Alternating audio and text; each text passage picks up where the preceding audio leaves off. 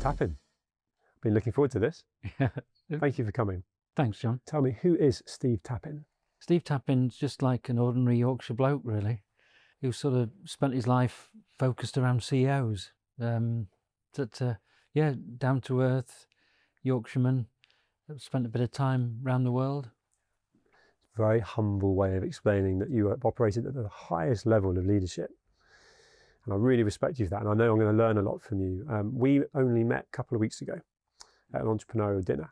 And would you describe it as, it was a keynote? It was relaxed, but it was you were in the company of a lot of very successful business people and entrepreneurs around that table. Mm. And we went straight into kind of what makes a great CEO, which actually I found really interesting because it was actually what makes a great leader. That led into people saying, well, is that the same transferable to a teacher or a parent? And it really came down to self-awareness. Yeah. And I want you to explain to me in more detail, because I found it fascinating, how you come to that. Yeah. My God, that's a good question, John. So I think what I've discovered over the last 30 years is like self-awareness is so fundamental to everything, for any form of leadership, really.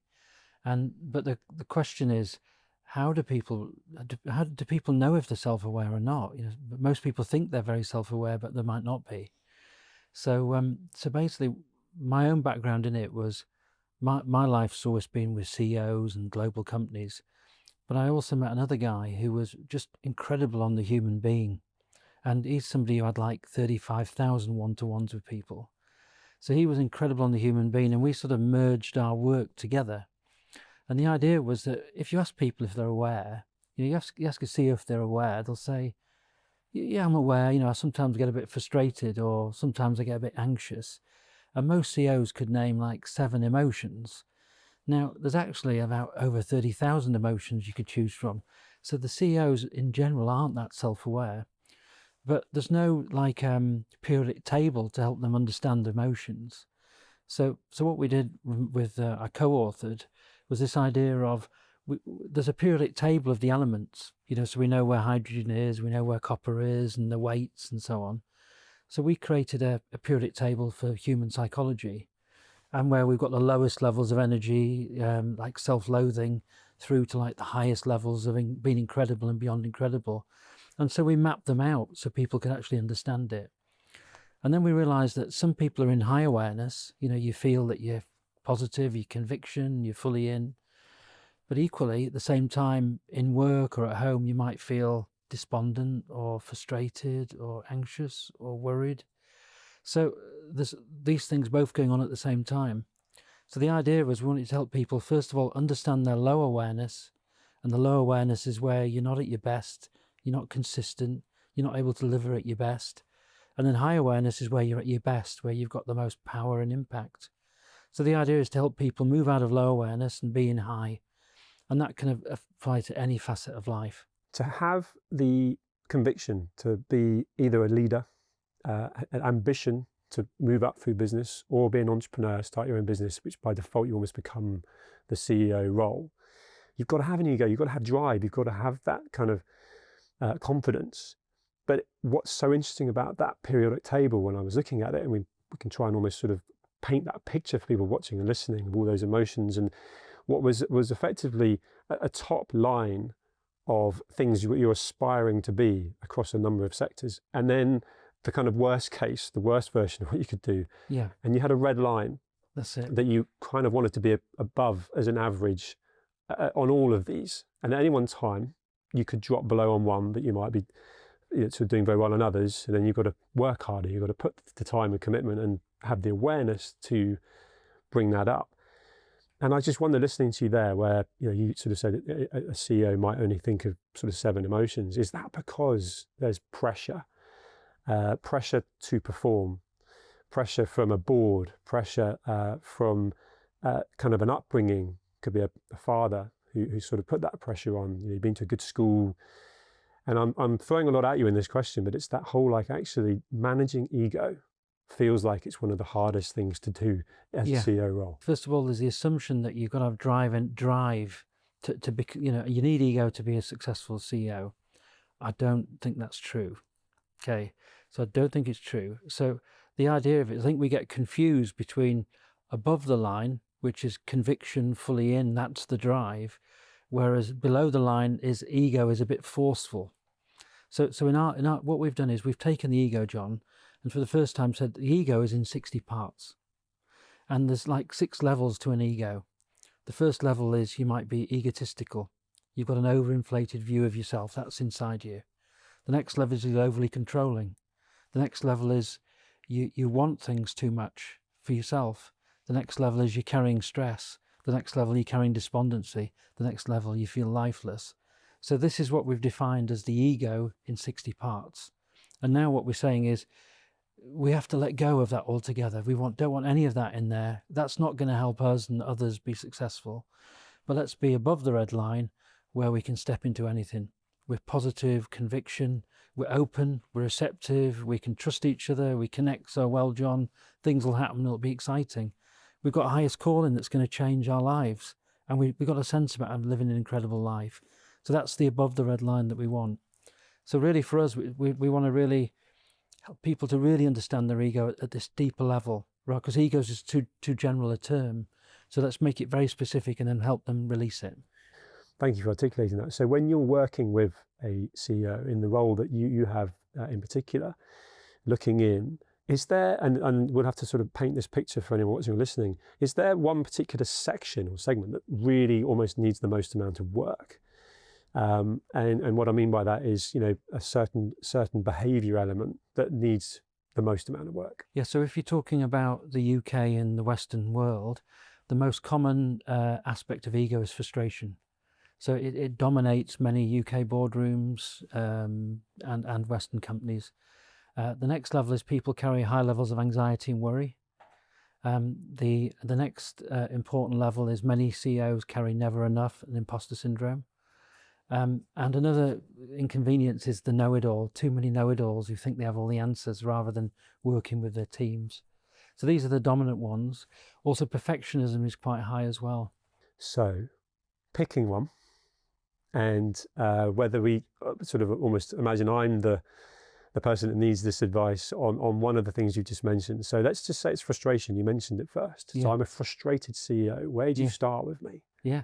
So John, what are you frustrated about? What's going on for you? Not hitting the numbers that I set out to achieve. You know, I've got a board that have invested and they're expecting us to become a unicorn. You know, we want to hit the billion status and not on target. Yeah. So you're behind on the numbers. You've got very high expectations. So why are you frustrated? Because I know we've got the team and I know I've got the capability to get there. Right. So in other words, it's just the fact that it's not happening as it could do. Yeah, so you're seeing a bit of the red mist, the frustration with it is there. So the challenge is when you're frustrated like that, you won't be able to find the solutions. So what we've got to do, you've got to be able to accept the situation a bit more. And then how do you reconnect with your team, maybe in a new way, where you're not frustrated and actually you can connect with them and start to develop new solutions around the most fundamental issues for your business. So I think that would be there's a real human element to that, isn't there? So like, you know, that frustration, back to what you're saying, it's an emotion. We're talking about business numbers, but it comes back to how important people are and managing emotions, which actually I think is probably a good time to bring mental health into the equation. I'm an entrepreneur myself. Yeah. And by default, there's a loneliness that can come with that.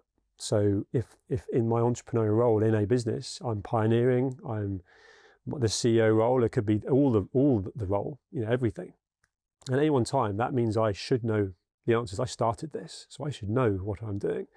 Is there an element of people not asking for help and trying to go alone? Because that for me feels like, you know, there's almost a loneliness spreads across whether it's that solo entrepreneur or the CEO with a board and doesn't necessarily feel they can ask for help because they should know the answer. Yeah. Well, I think you describe it well, is the founder feels like they shouldn't have all the answers. Now, actually, that means they should be a know-it-all, right? But in the end, as the company goes bigger and bigger and bigger and more global, it's impossible for one person to know all the answers. And so they're sat there feeling that they've got to know all the answers, and that feels very, very lonely. But the question is then, have they got the ability within themselves to ask for help? And that is the key. They've got to be able to ask for help. and recognize that maybe know-it-all isn't the best answer for this company. If we're really going to grow it beyond one person, then we need to open up. Now, the other piece that you also said before was one of the challenges is most of those founders might be operating at not at 100% of capacity, at 120% of capacity. So they're absolutely overworking, trying to find the answer to that problem, probably feeling frustrated, and then that continues on for a period of weeks. So then they get even more exhausted at 140%, and they're starting to feel anxious at a deeper level. And then the question is, do they go to 150 where they could have health problems, or are they able to reset back and operate at 80, 90% where they're enjoying it again? So I think it's asking for help and also being aware as to whether they're overstretched physically and mentally. It goes back to that self-awareness, doesn't it? And actually, I wanted to ask you this. So that physical and mental piece, it feels like there's been a very positive shift towards a previous culture of work ethic, which was up early, really sort of a strict discipline regime, all about work. Whereas it feels like some of the very successful people that are in any way being role models now are championing making time for yourself, prioritizing fitness, because physical fitness actually stimulates my brain. You've obviously been at the forefront of watching this shift change, and I wonder how much of that you've been encouraging, because the self-awareness comes back to being the best version of yourself, and we need fresh air. We need to be stimulated through exercise. Yeah. So the way we think about it, John, is we talk about it being, we want CEOs to be rude, okay? And rude means, to some degree, they've got to have relentless, unimaginable daily execution every day. So you've got to be absolutely your best, relentless execution all the time. But that's not sustainable if you're doing that all the time. So you've got to be able to rest and recover. So equally, what we're saying is we want CEOs who actually in a day will go out in nature. They'll go out for walks. They'll go to the gym. They'll do some great fun activities. And so we really do encourage them to make sure that they've got both. And also we're encouraging CEOs to apply many more meditative techniques. So I'll talk to many CEOs and let them know that I'll meditate 2 to 3 hours a day before 8 a.m. And most of them fall off the chair when they hear that. But then they start to ask questions, well, why do you do that? What's the benefit of it? And so we've got a whole set of meditative techniques that help you with presence, helps you with your energy, help you with your low awareness. And so then we want CEOs to have that sort of level of training. The other thing we say to our CEOs, we don't want any of you to drink. So no alcohol, because it's, That's a huge cultural shift, right? Oh, yeah. And with the English CEOs in particular, the Scandinavian. So, so we say, look, if you've got alcohol, how do you feel in the morning? Are you at your clearest? So if you really want to be at your best, we want you to have no alcohol. And obviously, no alcohol, no drugs. You want to be absolutely at your best as an individual. So we start to even think about, even before you arrive, how do you wake up in the morning? We actually train them before they go to sleep with ways of being above the line. So they've got meditative practices at 10 o'clock in how to be positive, how to have conviction.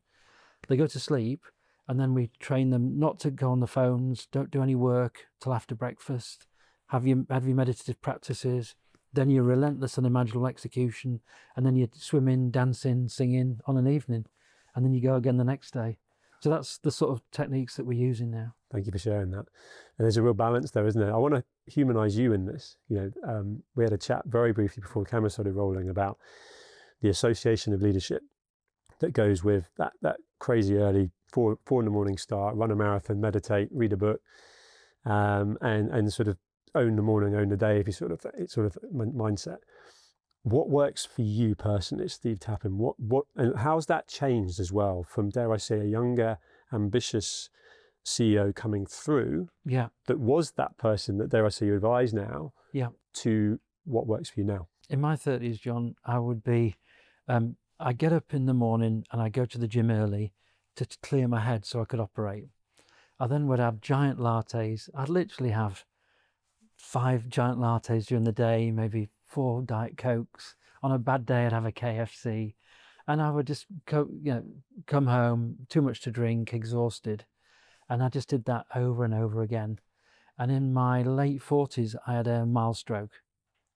Okay, so it caught up with you. yeah, it caught up with me. And I remember sitting there in hospital with my hand wouldn't move, my leg wouldn't move, and I'm like, you know, I don't want to lose my life. I want to do something with my life. And I realized at that stage, you know, there's a different way needed. A couple of things happened. One is I changed my diet. I then obviously started to develop the awareness code with Wayno. This was nearly 10 years ago. And then, as you say, I just said that if you're going to be at your best, then there's a sort of a commitment to doing it. So basically, I just completely changed my lifestyle. So I don't drink, meditate for 2 to 3 hours a day. I eat healthy meals. I do a lot more in nature, a lot more work, a lot more time in nature, like the gym. I'm sort of living between Australia and England, so I'm trying to juggle places to stay and go. But it's fundamental change. And I think then if you're a confidant, you have to practice what you preach. So you can't be sort of saying one thing unless you're living it yourself. The perspective you've got of someone that's been through the trenches to become a successful CEO and have the fall, if you like, the kind of, you know, your body gave up on you. You know, everything was going on in your head, in your brain, and you were probably absolutely smashing it in business. Yeah. Your body couldn't keep up. Yeah. You're then able to recognize that in potentially CEOs that you work with. And of course, all of this has gone, to use that word again, into the algorithm for the sort of self-awareness code. Yeah. I want to ask you, who, in your opinion, stands out for you as a brilliant CEO and why? When I wrote Secrets of CEOs in 2008, I could go, wow. I felt that 2/3 of the CEOs, in truth, struggled to do the job really well. And they were more managers rather than real leaders. But I saw there was different types of leaders, like Branson was very good as a missionary, you know, Lord Brown as an ambassador, Terry Leahy as an executor. So I could say, really think these people are amazing. But I also realized they had strengths, but then they had challenges as well. Some were great ambassadors, but not good on execution. Some were great at mission, but then it was all about them. So I saw strengths and weaknesses. So if I move forward to 2025, it's the same thing again. Now, unfortunately, the top CEOs aren't necessarily UK anymore, and that's what I'd like to help change. But some of the top CEOs are more American. So you might say Jeff Bezos, you know, Jeff Bezos, customer obsession, long-term view, incredible leader. And yet there's some humanity issues in terms of how Amazon might operate. So at the moment, I don't see a great overall, an incredible CEO. I don't see one in the world yet. I see that some of them have got amazing strengths, but then they've got issues and challenges. So some of them do incredible things, but they've got big egos. So at the moment, I don't see yet a really good CEO that we could say they are incredible or beyond incredible. Again, without anyone being able to see the periodic table, you know the ingredients better than anyone that would go into being the kind of ultimate CEO. Are you able to give them to me?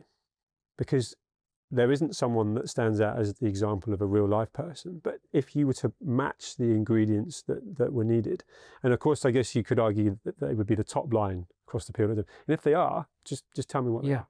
Yeah, it's a very good question. So first of all, I think we should try and take the best bits of Jeff Bezos, the best bits of Zuckerberg, the best bits. There's probably an app that will do this and give us what it would look like as well. Quite scary. So we do take all those best bits, and then make sure you don't have any of their weaknesses as a start point. Then the next point from your awareness is as a leader you have to be above 60 at all times in your life. So all the time you've got to be holding above 60.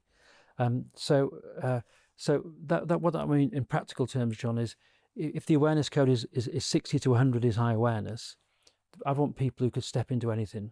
They've got complete conviction and they're fully in. I'd like to see people in the 70s who could build a really deep human connection and collaborate with anybody. I'd like to see somebody in the 80s who could have a highest calling for their life and also help others find the highest calling. And then in the 90s, I want them to be people who just love life and they're just so inspiring and amazing, and yet they're very, very humble and real. And then if we could find a beyond incredible CEO, which I think would be really exciting, I would say a beyond incredible CEO would be able to do profound things for the world. They'd be able to unite communities, cities, countries, and the world and make a contribution. They would do things that people would be seen as doing the impossible, and they do it without ego and make it happen. They do things that would be breathtaking. You would look at what they do and it would take your breath away. People would see it as miraculous. And I think these are the ingredients of what we need for the next generation of CEOs. So there's a real legacy human element to what you said there. And I want to bring AI into this part of the conversation, because we know that AI, and rightly so, is speeding so many things up. It's the efficiency side of business is benefiting hugely, let alone outside of business. How do you bring AI into how you're working with CEOs, and how would a CEO watching and listening to this look at it and think, what's the best use of AI, if you like, and how might that manifest towards anything close to what you just said? What do you think, John, is the biggest challenge for CEOs today? Tell me. So I think it's if you go into ChatGPT and put down what their company does. So who is the best in health and personal well-being advisory in the UK? I'll give you a bet that most of the time their company is not the number one. And yet this is the biggest emerging market that we've ever seen. So many CEOs have not realized that they have to really be that company in their space and in their sector. And also I work with other CEOs who are world class, who know how to actually help you ensure that your name is the highest in that sector, give you the best possible chance. So I think the first part is that the CEOs are just not even aware of what's important. The next thing I think is they're starting to understand operationally what needs to be, how to operate the business and use AI. But for me, I think AI gives future predictability. So I think it's so exciting to think that in any industry now we can bring future predictability to it. So for me, it changes every vision and mission. Now we can just create the most amazing things. So when I work with a CEO now, I work with my friend who's a real guru in AI, and we create strategies for the CEO which is beyond their strategy in meeting one. So we ask the CEO, what are you doing in your business? And they'll say, we're doing this, and it's general terms. And we say, well, what happens if you did this with it? And they're like, my God, what's that? And then we say, well, that's just what it could be. It could be even more. And that's why we need to really think about, if you could predict the future in your industry, what could that mean for your company? And you were also the most trusted AI interface in your industry. What could that be? And if AI played a 24-hour role in your company, what would that be? So these are like the big questions that CEOs yet haven't got their minds around. And it's so exciting. Yeah. I knew you'd be interesting to talk to, and that's fascinating, because what I like about that as well is that's really kind of a human element to AI. So that's really that's almost reverse engineering the sort of the destination of where you could get to, and then kind of like, how do we get to that with a kind of mission statement in place, but without the human vision to be able to get there, if that makes sense. Yeah. So that's exciting. There'll be a lot of people watching and listening that will be aspirational and wanting to be a CEO or to be the best CEO they can be. So with all your knowledge and perspective, and from an author point of view to the most recent awareness code you've created, if there was one piece of advice that you could give, because some people, it can be almost overwhelming and could have all sorts of sessions to talk to you, but if it's just like that, almost that one step in front of the other, and almost the same question, like, going back to you starting out, what's the most important big step, if you like, that goes towards being a really good CEO? One level, I think, is if you're going to be CEO, you've got to do it in a business that you absolutely love. You've got to love to want to do it. You've got to want to love to work with the people. And it's that I think is such a basic start point to it all. Then I think if I ask a CEO, that they don't know what ambition is. So they'll think ambition is, I've run a company that's going to be like the market leader, or they'll say, I'm going to get the share price up this level, or the metrics. So they don't give an integrated answer for what ambition and success would be. So I think we've got to help the CEOs widen their horizon about ambition.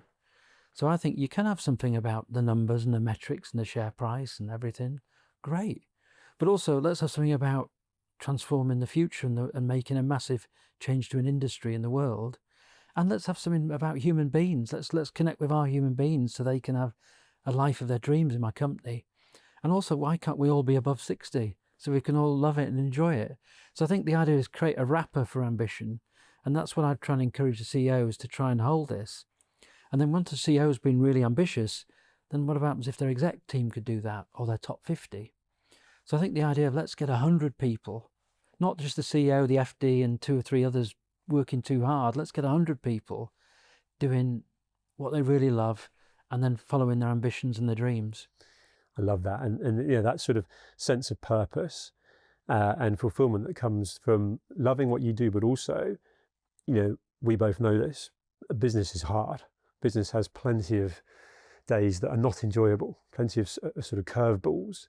And if you're not passionate and you don't enjoy what you're doing and you don't believe in that mission, that's going to get tricky. Yes. And bringing this very much back to you in your capacity right now and how you work, how do you decide who you work with?